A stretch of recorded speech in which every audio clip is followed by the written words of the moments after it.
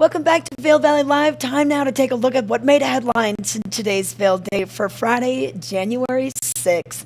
And on the cover here, fishy, a lone ice fishing shack sits on the frozen Sylvan Lake Wednesday in Sylvan Lake State Park, which is south of Eagle.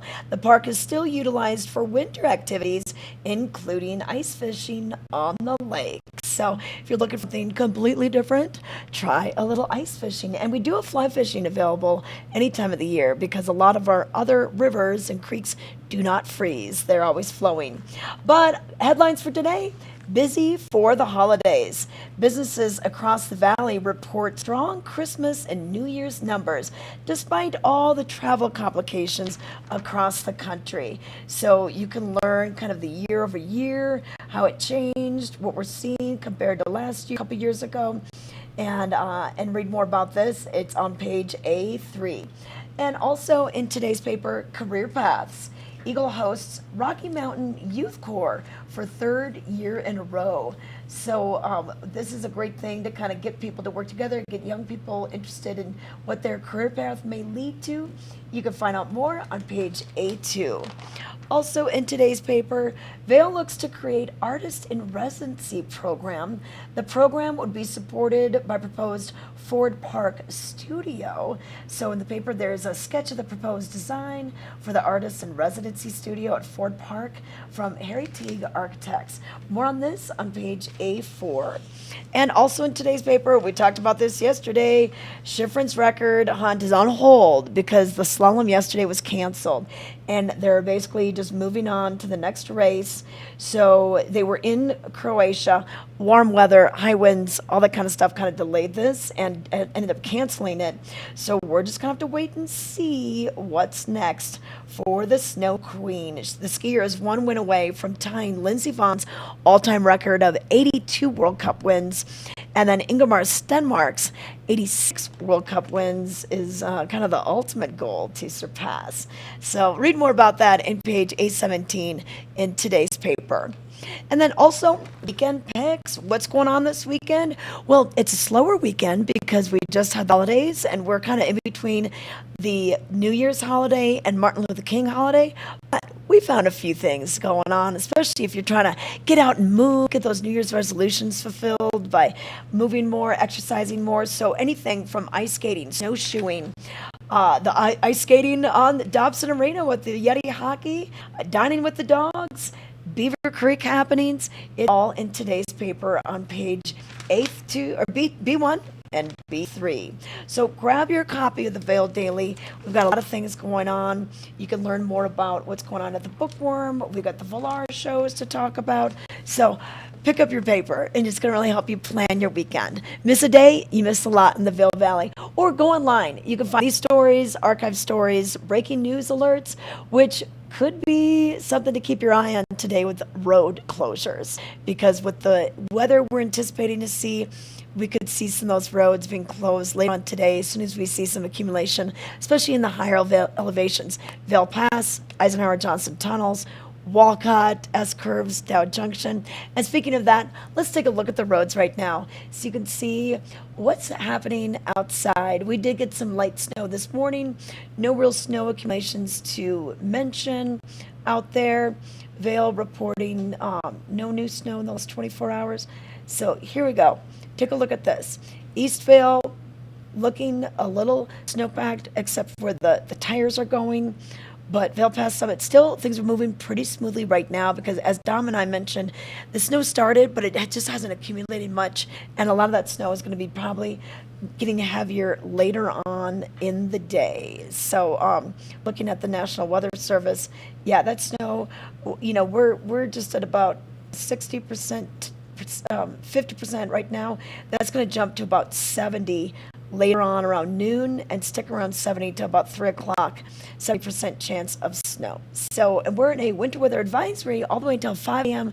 tomorrow morning. So expect to have the cloudy conditions out there, especially if you're going to get out there and do some skiing and snowboarding. Goggles are a must, and we definitely recommend something with the flat light lens, the lighter lens to help you see some of the different definitions, the undulations, the definition and the slopes. It's almost a better idea idea to ski near the tree line, ski along the edges of the forest, and that helps give you some definition. Back bowls, if you're out in the big wide bowls, harder to see. So today you could get wet back to Blue Sky Basin because there are a lot of gladed terrain runs that you can go on. But the back bowls, yeah, see what that definition is doing and maybe just stay on the front side. I like Northwoods Bowl for that kind of thing, or even a Game Creek Bowl for that kind of thing. But let's bring in Dom and see where he has wandered off to in Vail Village. All right. Oh, you're by the other ice rink. I am. I'm always by the ice rink. We got Yes. a great view. Look at the blue sky, by the way. Look at Oh, wow. my prediction was totally wrong. It's clearing up. Yeah, I know. We're gonna kind of see this, and because we're in this winter weather advisory, it's not a warning, but we're still gonna expect some snow later on. But yeah, I think it's just kind of disorganized. It's kind of trying to get everyone together. Come on, clouds. Yeah. Come on, clouds. Yeah. Let's team up. I think I could fit right in with all our meteorologists or weather people because no one can ever get anything right around here Yeah, with the totally. weather. So I'm fitting right in. My dad told me this one time, and it sticks with me. Everybody has different weather reports. Go find the one you like, and then say that's what's going to be today. Yeah. So If here's mine. My weather report. It's going to be a bluebird day, fresh powder. It's going to be great. All right, yes. No matter what, it is going to be great out there. Well, we got the ice rink behind you, and I was talking about this in my weekend picks this weekend. You know, we've got the Arabelle in Lions Head. We've got this ice rink right at Solaris in Vail Village. Beaver Creek has their ice rink right on Plaza, and then Dobson does have public skate times. You know, it's kind of different each day because there's so much going on at Dobson. But what I like are these little pop-up rinks that you find Eagletown Park, right by the Centennial Stage. They've got rinks right there. And then right by Mountain Recreation in Edwards, they have rinks in that location. And a lot of these are done by volunteers, a lot of parents, a lot of kids are helping out as well. So I love the grassroots spirit behind having these rinks together. Ken Hovey was down at the Eagle Rink on Monday, and he was showing us the lay of the land. They've got fire pits, and they even had firewood and just an axe laying out in the middle, like who's signing the waiver? But I mean, you could just chop your own wood, and then they had a big bin of skates. So even if you don't own your own, hey, just kind of size up your kid's foot or your foot. And I just love the spirit of that because it's so community oriented. Yeah, there's so many activities to pick from, summer and winter here. So ice skating is one of them, and like Trish mentioned, there's ice rinks outside the village where you can get away with a little bit more stuff. If you want to bring an ice puck, like a hockey puck, and an ice your hockey stick, or whatever you want to bring, you can get away with a little bit more there. These ones are more family friendly. Take it slow out here. There's going to be a lot of people on these sheets just skating around, having a good time. And by the way, you can rent your rent your skates right next to Decable, and you can't see it from here, but the sign literally says skate, so it's pretty obvious when you're over here by Solaris. And like Trish mentioned, Eagle, huge ice skating arena at their town park. Nottingham Lake just opened up this year. Yes. They have very weird hours though. 3 p.m. to 8 p.m. Not sure how they're doing that with the lighting. So I did go over there, and because of the warm weather last week, it was not open. Okay. But it is open now, I heard. And the Edwards rink you talked about across from Battle Mountain High School, they had some issues. They were trying to put the ice rink on a baseball diamond, and I think they had a foot of difference. So I don't know if they're actually doing that ice rink. Last time I checked, there was no water poured or anything like that, and that's kind of a disappointment because that is the best one in the area, in my opinion. And then there is one more that just opened, but I'm gonna keep that to myself because I want that one to all to myself. It's brand new. I'm like sure a secret you'll hear about it fishing somewhere. hole. Just ask around. You're not getting it from me though, because I'm gonna be there by myself, shooting pucks, stick handling, practicing. So Totally. You're gonna put the car headlights And then there's Yeah. Dom practicing till midnight, practicing. Yeah. Okay.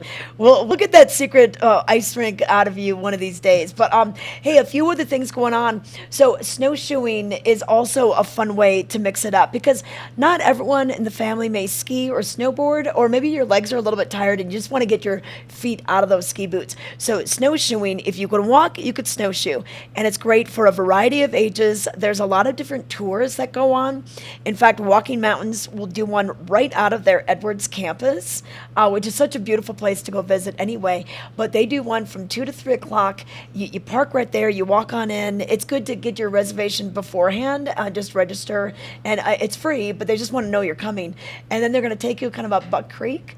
And then also up on Vail Mountain. So you know where the gondola is? In Lion's Head, so you go up to the Ebon gondola. This is right here, Wednesday through Saturday. They have them at 10:30 to noon and 1:30 to 3, ages 10 and up. And they're going to give you the snowshoes. So that's what's so nice. You just come there with your hiking boots or snow boots. The bindings on the snowshoes can really fit around a variety of boots. And then Dom, what they're going to do is take you around the perimeter of Eagle's Nest. So you're kind of, you cross past where the catwalk is, where all the skiers go. And then you go and you seek out critters. You're looking for Ermine, you're looking for the fox. Maybe you see their tracks. They tell you about the different types of trees that are out there, what animals have fled for the winter, which ones have stayed. Maybe they've adapted a little bit. I know like the Ermine, it changes color, its fur. So it's white in the winter. And then they also tell you how they stay warm. Kind of has a lot to do with their hide or their winter coat or the type of fur that they have and how it's an insulating layer. So you learn a lot on those tours. So those tours are free, but you got to get up the gondola. So if you don't already have your Epic Pass, you can buy a scenic lift ticket to get you up there. And then you can take the 90-minute tour. So those are kind of fun. And then any hiking trail, like if you have a favorite hiking trail, you can probably go up and hike on it during the winter unless it's closed. Like I live over in Edwards, and there's a couple of closures between Edwards and Avon, like the Wild West Trail is closed until about April 15th. But a lot of those other trails, like June Creek Trail, that is open. And that's a fun thing to do. And I think we're close to a full moon. I know that it will be cloudy tonight, but if you get a little glimpse of that moon, it's fun to get out there. You still much need a headlamp, but you can definitely see some cool sights. And Trish, for the people on a snowshoe, take a look at Minturn as well. We got some good trails. Grouse Creek and Meadow Mountain, they're a little bit more mellow. Yeah.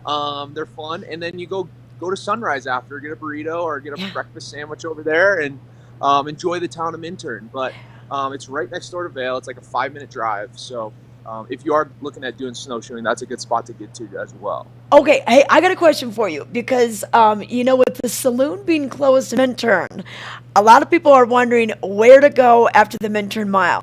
Now, have you done the Minturn Mile? I know that they just opened up Game Creek, so a lot of, that was kind of closed and blocked off, and we still have the Sundown Express. People able to get to the Minturn Mile? Yes, the Minturn Mile is open. I did it twice last week because I live at the end of the mile on Taylor Street. What we like to call Hollywood Heights of Minturn. So I can ski right to my front door anytime I have the opportunity to do it.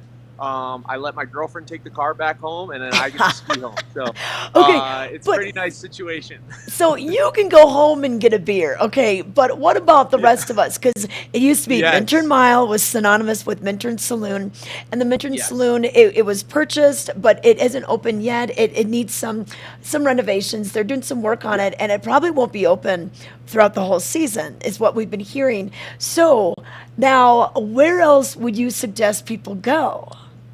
Yeah. So first off, I'd like to say the saloon also just got turned into a historic building. So that's pretty cool. Like town of Minturn just passed that, I think, this week at the town council meeting, or maybe it was last week.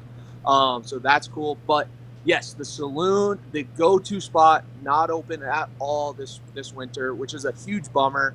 But Magusto's right across the street. Yeah. Great spot to go. grab a drink. It's a good hangout place. There's some pool.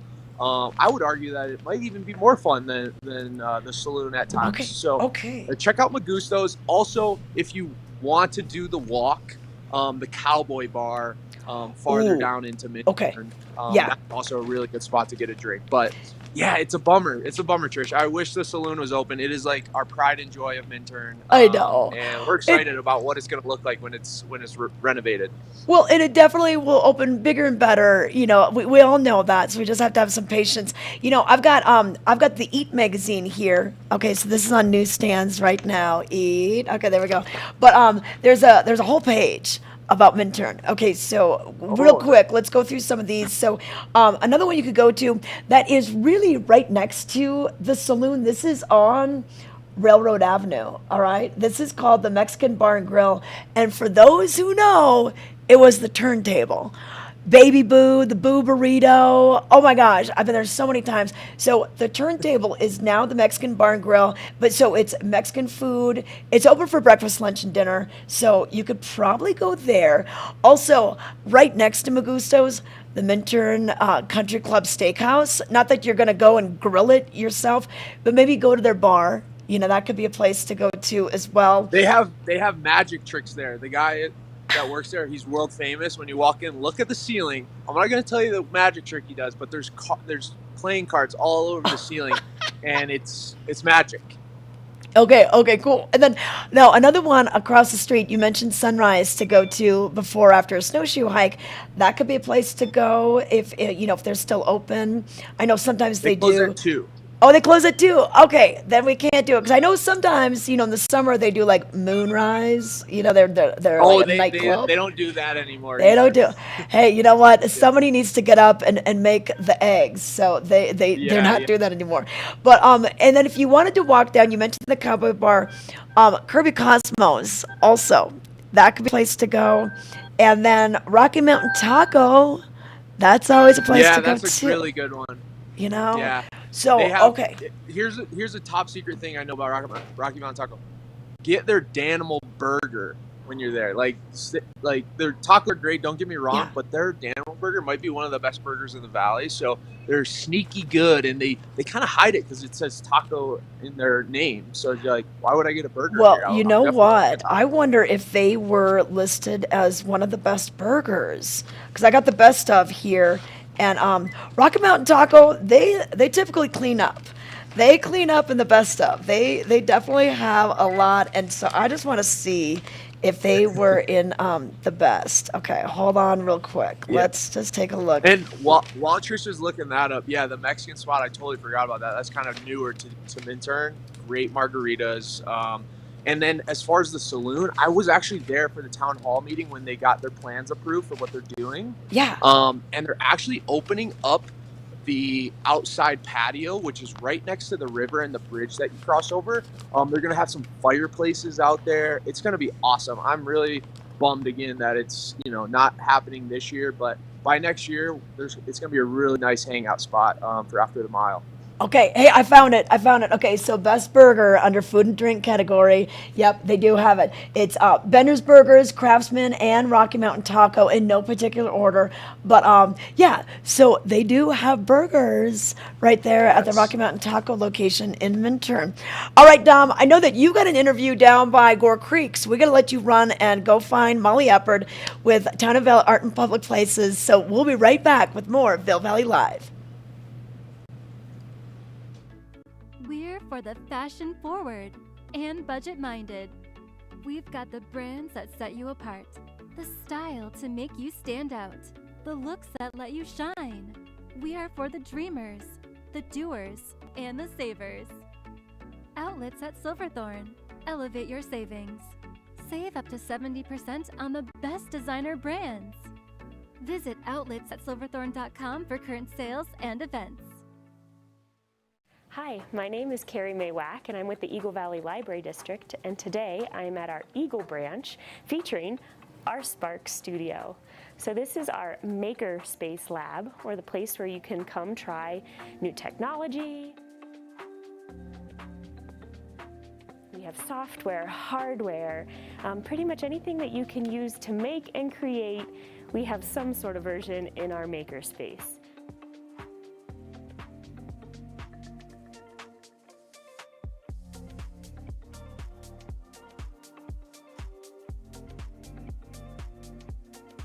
Thanks for checking out the Spark Studio with me today. Make sure to come back to the Eagle Public Library and check it out for yourself.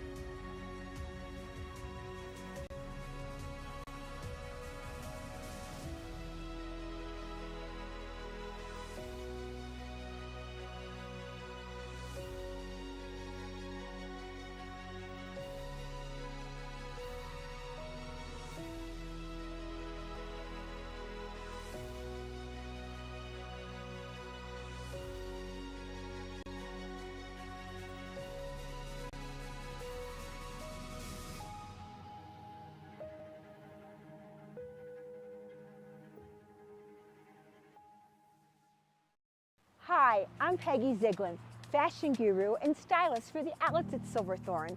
I'm here today to share with you some amazing looks from Under Armour. And first, before we get started, be sure and pick up your savings card booklet at the Colorado Welcome Center. It's totally free because at Under Armour, you can save an additional 25% off one item. So now, let's see the fabulous fashions. Rachel! Rachel's here in her black Stormproof and warm puffer jacket. She has her pink Cold Gear layer on, her fitted black tie-dye leggings. She also has her black around town gloves, love them. And she has her Sonic shoes. Whole outfit would be $438, comes to $237. Rachel's gonna save $200.91, all from Under Armour. Thanks, Rachel. And next comes Enza. Enza's looking fabulous in her iridescent pink insulated coat. Super warm and super cute. She's got her black and white striped 3/4 zip top on. She has her black and white leggings, her pigtail hat, of course, all around town gloves, and her infinite shoes. Whole outfit would be $319, comes to $176. Enza is saving $143. Thanks, Enza. And now, it's all up to you, Elizabeth. Elizabeth has on the cutest outfit. She's got her aqua teal infrared Cold Gear hoodie on. She also has her fabulous teal turtleneck on. She has her fun seafoam headband. She has her compressed leggings, which I love, so comfy. Her round town mittens and her platinum charged Rogue running shoes. Whole outfit would be $458, comes to $244. She's saving $213. Way to go, Elizabeth. Looking great. And Maddie. So Maddie has on one of my favorites. She's got her Cold Gear black vest on, super stylish and super warm. She also has her pink 3/4 zip Cold Gear top on. She has her mauve compression tights on. She has her knit hat, her knit all-around town gloves, and her charged Gemini shoes. $363 retail, $193 outlet. She's saving $169.90. Thank you, Maddie. And next we have Yandel. Yandel. Hello, Yandel. Here he is. He's in Under Armour. He's got his Cold Gear insulated hoodie coat on. He has his graffiti hoodie on, his sweatpants, his yellow beanie, his charged yellow shoes, which are all right now, 2 for $80. Oh my gosh. His backpack, which is buy one, get one at 80% off. So his whole outfit would be $322, comes to $167 right here at Under Armour outlet, saving $154. Thanks, Yandel. Okay, Anna Nicole, here you go, girl. She's got on one of my favorite coats ever. It's a pink faux fur hoodie jacket, her purple abstract hoodie. She has her black legging, her black striped beanie and gloves, and her Pursuit shoes. Again, 2 for $80 for the shoes. $225 retail, comes to $134. She's saving $90. Thanks, Ann and Nicole. And now Marina. Marina's here, and one of my favorites too, because it's all part of the Project Rock movement. She has her fleece jacket on, which is a gorgeous color of gray blue. Her Project Rock tee, she has her Project Rock compression burgundy print leggings, her Project Rock hat, her maroon tote bag, and her cutting edge innovative shoes. Whole outfit would be $475, comes to $300. Oh my goodness, she's saving $175. Looking great, Marina, and thanks to Project Rock. These are some of the great examples of savings you can find every day at the outlets at Silverthorne. This weather and mountain report is brought to you by Outlets at Silverthorne. Elevated savings.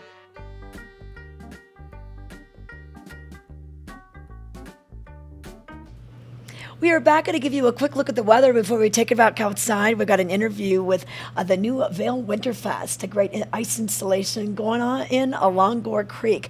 But right now, about 15 degrees outside on the mountains, Vail, Beaver Creek, and then we're going to see that climb into the 30s later on today. So a cool start to the morning. Definitely bundle up this morning, especially without the sun.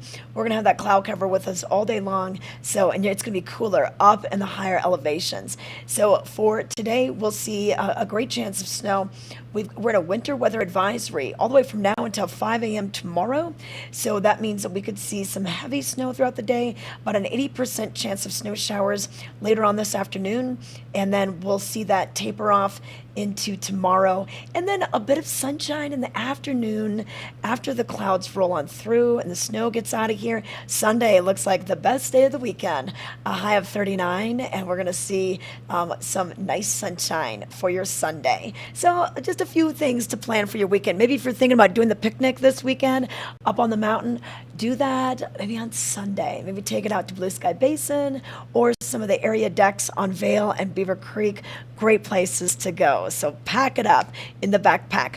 But a few of the things we want to talk about, let's show you what it looks like out there on Beaver Creek. Our very own Leah Miller, she's our producer. She was out at the Beav yesterday, going on up. A little bit of sunshine was peeking through, especially if, as you were looking to the south. This is on Centennial Lift. This is the chairlift gondola combination. She was on the lift part of it, the chair part of it.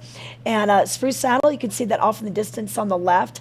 And look at that snow. Just gorgeous time. And then this is looking back out towards the north. And you can see there was some cloud cover yesterday, and then the Gore Range. That's one thing. When you get off of that lift number 6, Centennial Express, take some time, take some pause to take the photo, get the family gathered together. You're going to really love it because that Gore Range just looks gorgeous from that view. But we want to remind you that it is the National Skiers Association Safety Month. So all month long, they want to focus on safety, educate you. And you know, it's interesting. You can drive the car, but you got to get your license first. You got to study, you got to pass the test. You put on a pair of skis, you're going 40 miles per hour. No one's making you take a test, but there is your responsibility code. And there's 7 points of this code. So we just kind of run through it real quick. Always stay in control. And that means whether you're an expert skier or you're a beginner, you gotta stay in control. So control your speed, make sure you know how to turn, and then people ahead of you have the right of way, no matter what. Even if they're going slower than you want and they make that erratic left turn, nope, it's their prerogative to be able to do that. You need to avoid them. So give them some space, try to predict where they're going, and don't get in a collision. Stop in a safe place for you and others. So don't stop under a roller. Stop. I like to stop behind those signs that say slow, those big yellow baffles. Stop behind those. That's a good place to stop. And then whenever starting downhill or merging, look uphill. There could be someone coming right in that same path you were going to go. So look uphill when merging or getting out there. And then use devices to help prevent running away equipment. Pretty much all the skis have brakes, and the bindings, we're not too worried about that anymore, but it is one of the rules. And then observe signs and warnings. Don't go in any closed areas right now. Keep off those closed trails or you could lose your pass. And then know how to use the lift safely. This is key. I sometimes see I saw some people, I don't know how, they got up the gondola out of the village in Vail, and then they walked over to chair 4, and they were holding their skis. And luckily, one of the employees was like, "Oh, excuse me, gentlemen, you got to put the skis on." They finally realized that they really didn't know how to use the lift yet. So he was able to direct them to where to go, to learn how to get the pizza, french fries, stop, turn both ways. You want to do all that on a beginner area before you ever decide to go to the higher elevation. So know how to use those lifts. So that's a quick look at the safety code. But are they ready? Is Dom ready? Okay, we're going to bring it down to Gore Creek and learn a little bit more about the 16th annual Vail Winterfest. Here's more. Hey, Trish. I am here with Molly and Paul, the ice sculptor himself. He's up here early today. He went to bed pretty late last night. He was sculpting all night. So we are lucky to have him here. Right behind me, you can see. Paul, tell me, come in here. And Molly as well. We can get all three of you guys in here. All three of us.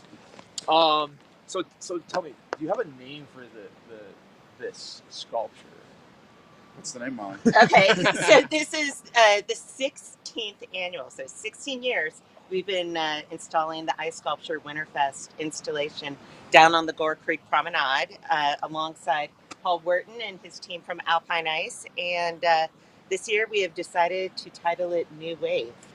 And you'll see some of the previous Winterfest and just kind of the vast array of styles and themes that we've had throughout the years, but we've worked alongside a visual artist named Ben Roth up in Jackson, Wyoming, who's done a number of other public art projects for us, but excited for the two to collaborate, and what they have put together is nothing short of spectacular, and we're just seeing these early stages here.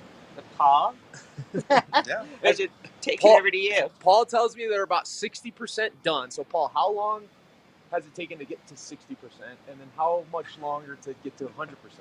Well, that's a good question, and it's tough to answer. So we've had a long design process.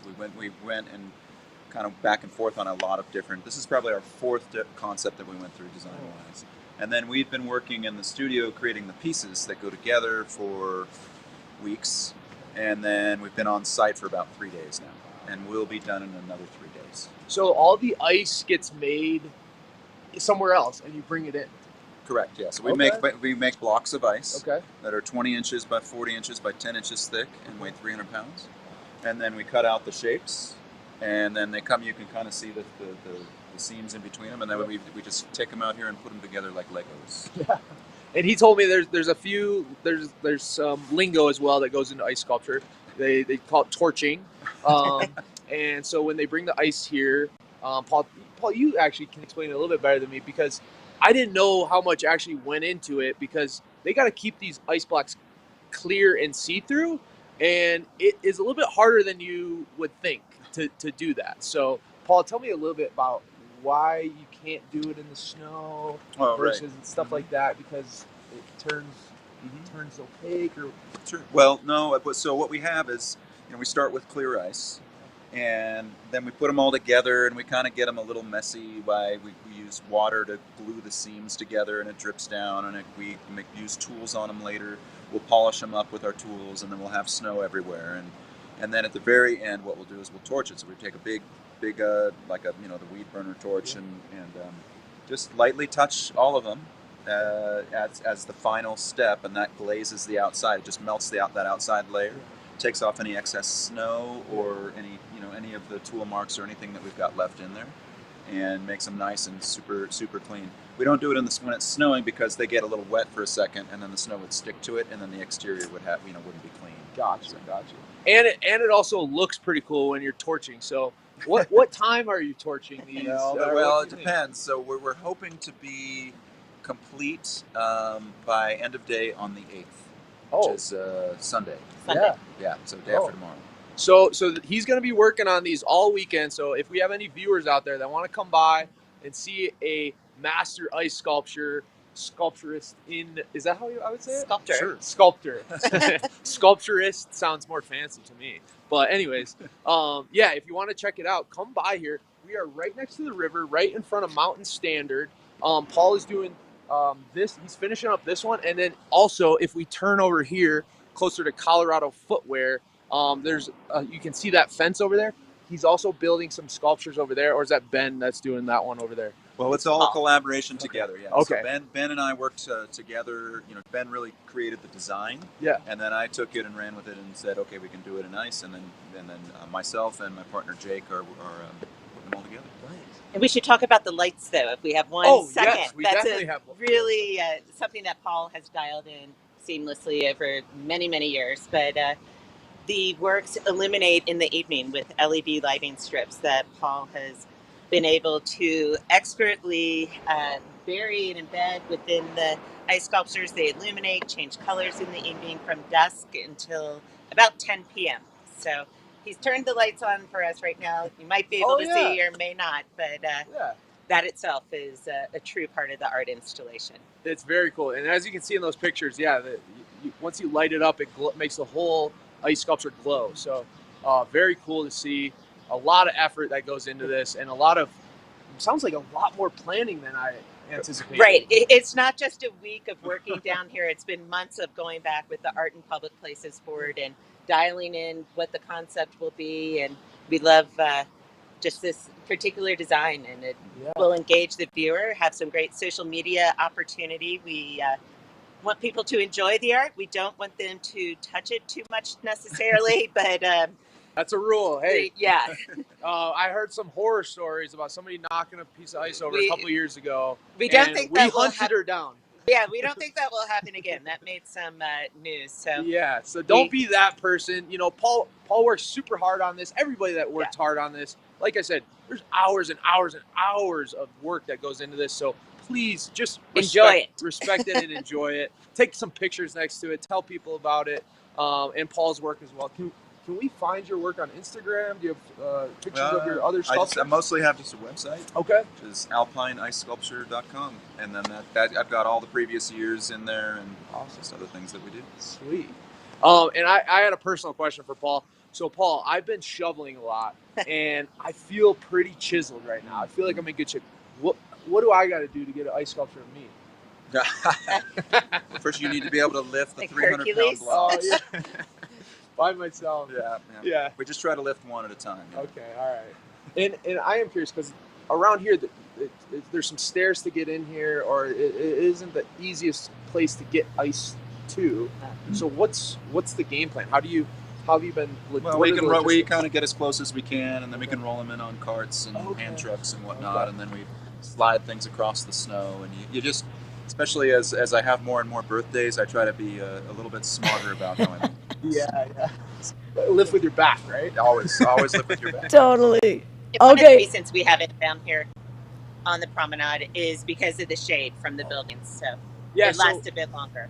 So Molly was telling me that typically the ice melts in about 4 weeks, but because they get it right next to the river here, right next to these buildings that give it shade throughout the winter, sometimes we can make it last a little bit longer, right? Correct. Mother Nature depends. Yes, depends, as long as it doesn't rain. Yeah. Oh, that could be bad. Yeah. And then at some point, the sculptures melt to a point, and then you take them out, right? Or do they melt all the way down, and then you're like, all right, we're done? We remove them when they become structurally. Yeah, and it depends. Some of them, I believe, some of them just sort of get skinnier and skinnier, and they just sort of disappear. Which might happen with these. We'll see. Yeah. It just depends on what type of weather we have. If we have some big warm spells, and then we start losing the structure of the ice, then we'll get taken out. Awesome. It'll have run its course. Awesome. Trish, I know you're back at the studio. Do you have any questions for these two? Well, I mean, no, you guys covered a lot of it, especially how you get all this stuff in there. But I'm gonna go through the stats once again. 90 blocks of ice weighing 27,000 pounds. We got 50 undulating wave-like ice sculptures. The tallest one is gonna be 9 feet. I mean, This is pretty darn cool, and it is such a showstopper any time of day, but especially at night. And very Instagram worthy. Go get your picture taken. And Paul, do you have a lot of people that while you are working will just stop and like in amazement and be like, "How do you do this?" You must have a lot of looky loos and people asking questions. For sure, yeah. Last night we were working, and it was sort of a chorus of, "Oh my gosh, that's so cool," Yeah. and we hear that over and over, and that's great to hear. It's really fun to do. You know, you're working hard, and it's like, but you're getting all these nice, these nice encouragements from people, and people like to ask how it's done, how do you get the ice, and all that. And we do our best to answer them as best we can. Yeah, and Molly, that must be great feedback for you and the Art in Public Places board to know that this is something that we look forward to every winter. 16th annual. This is great that it's been going on for this long. Oh yeah, we're thrilled, and it is definitely something that people enjoy coming back year after year, and just seeing what the artists are going to bring into the community next. So we're thrilled. I think this is going to be a really spectacular one. The way it's kind of spread across the entire length of the Gore Creek Promenade, as Dom was just showing you, further down towards the west, it's truly going to encapsulate the entire park area. Okay, well, perfect. Well, thank you so much. We'll let you get back to work. We know you're trying to get it all done by Sunday, and it takes hours and hours and hours of work. But this is the 16th annual Winter Fest. Paul Werton with Alpine Ice, Molly Eppard with the Art in Public Places, and they're working kind of around the clock to get this ready to go. But it will be on display pretty much until weather and sunshine takes its toll. So you'll have some time to look at it. Hey, right now, we want to let you know that if you do get injured in this area, we've got some great docs that are going to help you out. And if you have any questions, we got the answers right now. Let's ask the doc. Dr. Terrell Joseph with Vail Summit Orthopedics and Neurosurgery, and specialize in upper extremity and knee surgery. And today we're going to be talking about wrist injuries. So I'm going to reach in and pull out the question down in this boot. Can skiing make carpal tunnel worse? Skiing doesn't really make carpal tunnel worse. Carpal tunnel syndrome is a nerve compression. It's right here in this area of the wrist. Biking does make it worse with gripping and grasping like that. And most patients complain of numbness and tingling at night.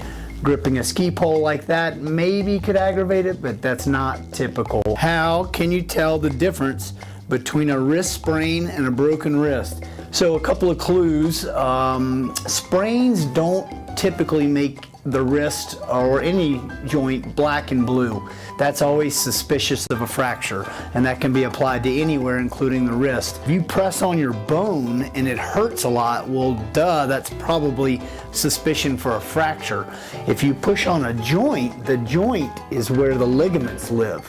So you got a joint where the ligaments live, and then you have the bone, and that's the difference in our world. And again, that can be applied to everywhere in the body. So if you're hurting on your bone and you're black and blue, that's an x-ray. What are the most common wrist injuries you see during winter? By far, the most common wrist injury we see is what's called a distal radius fracture. So this is the radius bone right here. It twists like that, the radius of curvature. And when patients fall and land like that, the by far most common fracture is a distal radius fracture. And so even if it's a bad fracture and it needs surgery, which we do all winter long, almost weekly, they do excellent. They tend to all heal, and the function is restored, and so it's a pretty good bone to break if you have to break a bone. How long is too long for a wrist to hurt?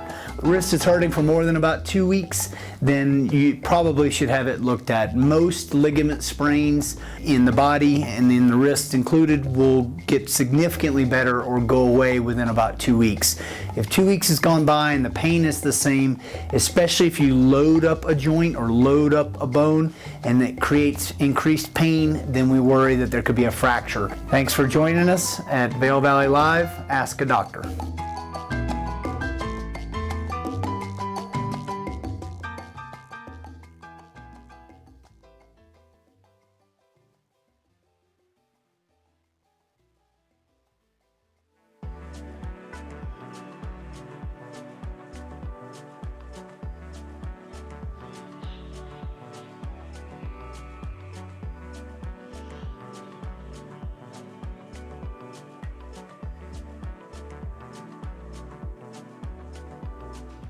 Oh, that was so cool to see what they're doing with the Winter Ice Fest, and that's the Winter Fest right along Gore Creek. So look for that here in the next couple of days to be completed. By Sunday is when they think it'll be completed. Hey, I wanted to say hi to Bus Life. He's saying good morning to Vail on our YouTube channel, and then Jerry Strickland was chiming in with the Rocky Mountain Taco in Minturn, the burger. They also have their location, of course, their truck right in Eaglevale by Vail Brewing Company, and then they have their little truck over by kind of between the Seasons building in Avon and the Westin. So a couple good places to get even some little breakfast burritos that are pretty awesome. So yeah, Jerry, I hear ya. I love the hippie crack taco. It's pretty awesome.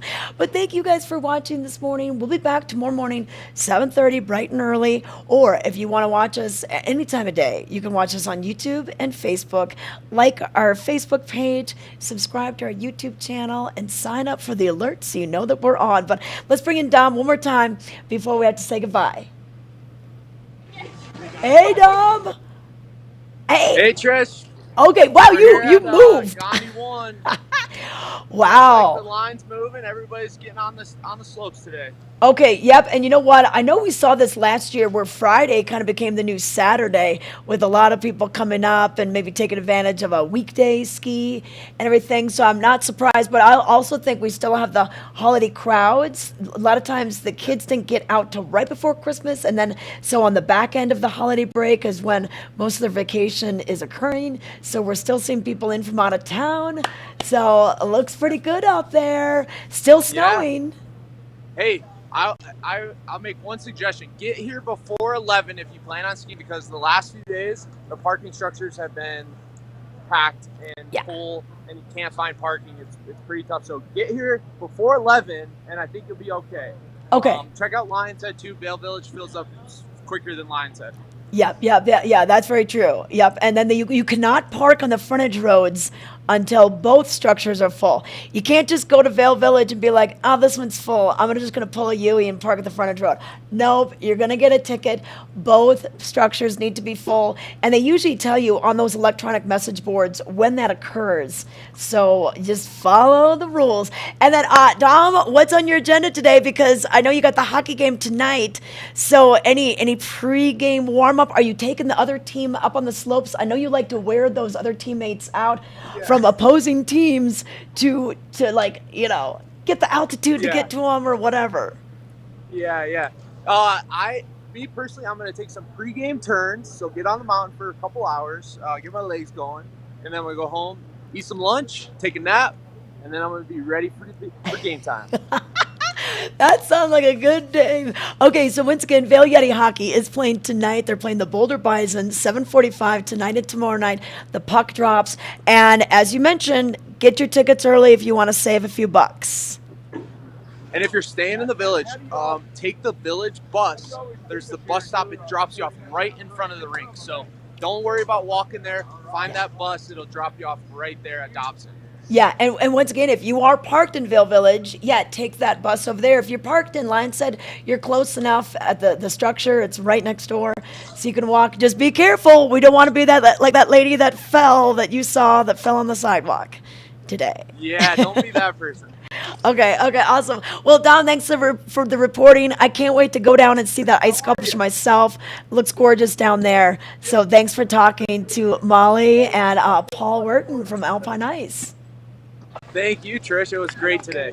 Okay, perfect. Okay, we'll see you all tomorrow. Thanks for watching. We'll be back here tomorrow at 7:30 a.m.